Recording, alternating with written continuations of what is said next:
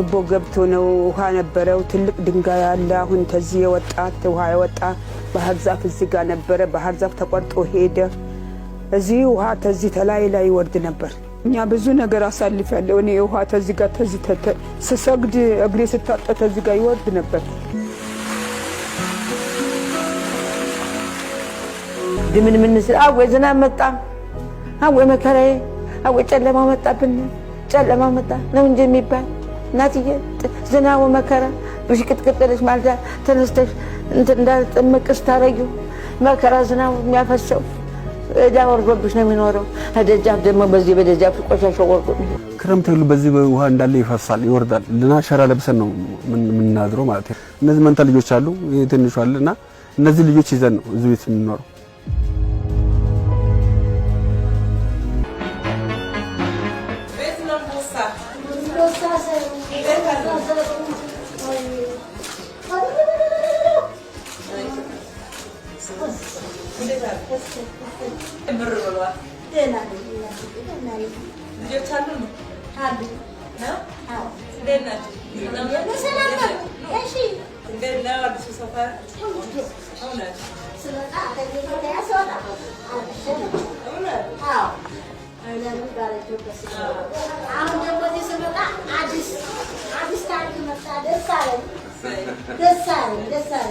እድሜና ጤና ይስጥሽ ዘርሽ ለምለም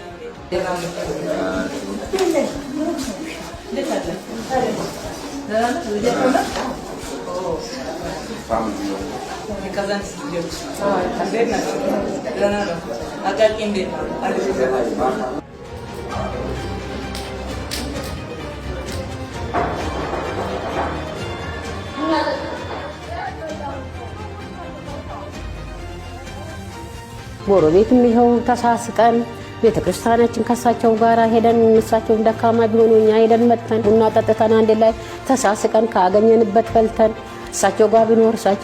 እኔ ጋር ቢኖር ተከፋፍለን የምንበላበት ፀሐይ ውጣላቸው ፀሐይ ወጥቶልናል እግዚአብሔር ይመስገን ምንም አላጣንም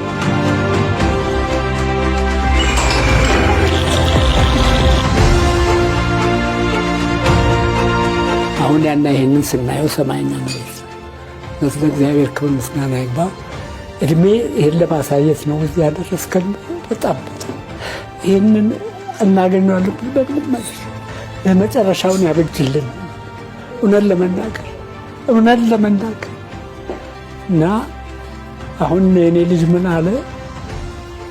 አባዬ ብትሞትም አሁን ከእንዲህ ያለ ቤት ውስጥ ትልቅ ክብር ነው የሚሰማናል እስቲ እግዚአብሔር እንዳያድርግ በሰላም እንግዲህ ሀገራችን ሰላም ያድርግልን ተመስገን ብለናል ይሄንን ለማየት ነው እድሜ የሰጠን ብዬ ፈጣሪ እያመሰገንኩ ያው አለሁ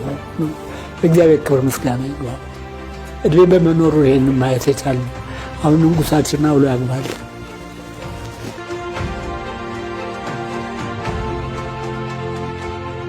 ያስጨነቀንን ሁሉ ለበጎ ቀየረ እግዚአብሔር ነው ያልኩት እኔ